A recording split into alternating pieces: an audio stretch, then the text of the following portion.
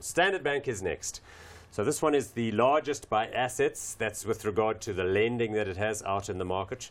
Remember, of course, that it is 20% or thereabouts owned by China's ICBC, which is a big global titan. It has largely sold off its operations outside of the continent in Africa, the continent of Africa, to ICBC. So if you see them, they would have offloaded their operations in Latin America, Europe, and elsewhere to ICBC. So ICBC continues to grow larger and larger and larger. Market cap here is 283 billion rand, so definitely in that second spot. Price earnings ratio 13.2, I'm told. Dividend yield of 3.4%. So Gary, a little bit of a blemish in recent times with that debacle in China where they had aluminium trading going on, had some exposure, some warehousing that wasn't up to scratch. It looks as though there's a loss to be taken there that affected the price of the sale of the London business to ICBC.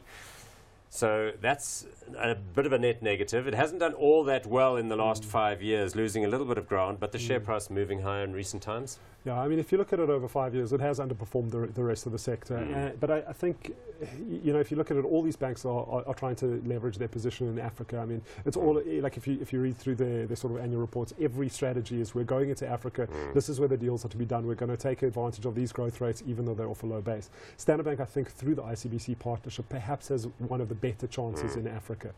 Obviously, they started earlier and they actually capitalized businesses in Angola and Nigeria and, you know, all the other countries. 100%. So yeah, I think you know, as an Africa player, it's not bad. That said, though, I mean, okay, the aluminium warehouses aside, though, I think, you know, looking at the overall structure of the group, I mean, you've got almost the dual CEOs now as well. I mean, is that the best strategy? That seems to be going okay. I mean, they like I said, they've worked together for a long time. You know, is that going to really, you know, provide the management, you know, almost that leadership direction? I don't know. Again, maybe it is more political appointments. I mean, these guys just trying not to mess things up rather than really drive the bank forward. I don't know. For me, it's a difficult one. I mean, you know, its earnings perhaps not earnings quality not quite as good as the likes of FNB. If you look at their non-performing loans, I don't know. It's big. That's what I can give it. But as for quality, I think you can find better in the sector. They've got a great big market share in credit card, in mortgage, and in retail banking. So that doesn't seem to be the problem. They continue to do fine there. I think there's a bit of a technology catch-up that's happening because they certainly got circled by the likes of FirstRand with regard to their branch and technology and internet banking strategy. I mean, yeah, there is. I mean, there's a lot of talk over the implementation of new systems, and I mean, this is one of the things that Standard Bank is working with almost 30-year-old systems that they're now having to update and reintroduce. I mean, they are going to obviously depreciate that over the next 10 years. So I mean, it's not an expense that's going to be taken all up front. But, you know, it's perhaps something that will lend itself to a Capitec. I mean, these are banks that have a very established presence, that have infrastructure already, that have to move with changing times. Whereas perhaps a newer player like Capitec can just move straight in and do best of breed straight away. Let's have a look at the share price. That's the move I'm talking about. So really, you can see there much worse performance than, say, FirstRand in that first 3 years of a 5-year chart. Recently waking up, but you get the feeling that's more just a reaction to the rising earnings. Yeah, I think that's 100% right. I mean, a lot of the earnings metrics, the latest results were very good. And I mean, we saw it in our, I mean, I've talked about the 18-factor quant ranking model before. I mean, it placed about 80 before the earnings. After the earnings, it's placing about 40 out of 400 companies. So a big improvement, but still for us, I'm struggling to see. I think it's a little bit pricey for what you're getting. And hence, with regard to the hot or not business? Oh, can't go hot. Got to go cold on this one. I'm going to give it the hot. Again, I like the sector and I think it's well positioned, and I do think the market's reacting to a perception that things are going to go better going forward. But it is a marginal one. We'll go one hot, one cold on that one. Next is Barclays Africa. So we know, of course, this is the old Absa company, which is controlled by Barclays Plc out of London. And in recent times, they consolidated the listed entity by buying the balance of Barclays' interests in the balance of the African continent in exchange for more Absa shares going to Barclays Plc. So if you followed the train of thought there, what that means is that Barclays has now a larger stake. I think it's around 65% of this one. And the entity that you buy on the market is both the South African Absa operations as well as everything else out there. Still brands and operates as Absa in the local market.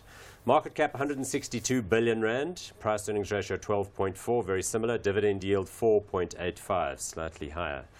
So again, better Africa exposure because of the Barclays acquisition. But Absa itself has had a fairly mixed 5 years, doing okay, all right, I think, but they had a bit of a mortgage scare in the middle of that period where they wrote off some market share. Again, you sense perhaps losing a little bit of ground relative to FirstRand. Yeah, I mean, if you look at the actual customer numbers are actually decreasing at Absa and have been for a while, and they only started to reverse that trend, I think it was September last year. So, I mean, it has been struggling with its market share, and I think it's offering maybe not as competitive as someone as like FirstRand. That said, they've now, they've spent a lot of money on marketing as well, the whole Prosper campaign. Sponsoring the Springboks. Sponsoring the Springboks, yes, of course. and I think they're really trying to turn around, their digital strategy as well, and they've also simplified their product range a lot, and that, I think, it is helping. It is helping the business. If you look at it, I mean, they're growing customers again. The business is getting better. But I think, again, what their real growth opportunities are going to be is leveraging their new Barclays assets in Africa. I mean, that's where their drive is going to be. I mean, if you look at their customers, they've got about 12 million customers. You're looking at about 3 million in Africa, 9 million in South Africa. So the real growth potential is going to be Africa for them. And there's nothing really wrong with investment banking, Barclays Capital business. Okay, quickly the share chart. We're running out of time. So again, that looks quite similar to Standard Bank. Bit of a poor run during that first 4 years, but lately perking up a little bit. Going hot or not on this one?